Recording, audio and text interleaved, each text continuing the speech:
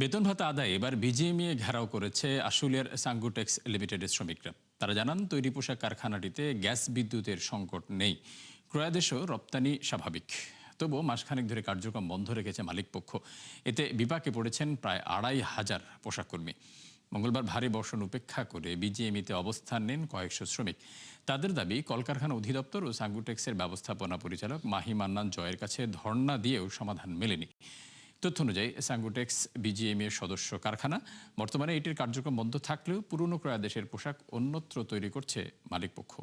আমার কষ্ট একটাই যে সংসার খুব কষ্ট চলছে। ভাই দুই-তিনটা পোলাপান আছে ছোট ছোট, তাদেরকে ঠিক মতো কোনো কিছু করতে পারতেছেন, দিতে পারতেছি না।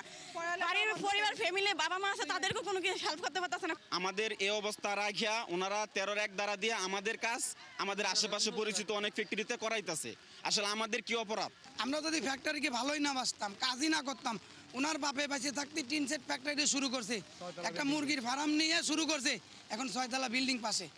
আল্লাহ ওনারে তো ভালোই রাখছে, তাহলে আমাদের কষ্ট দিয়ে লাভ কি? দেখেন আপনি বৃষ্টির মধ্যে ভিজতেছি।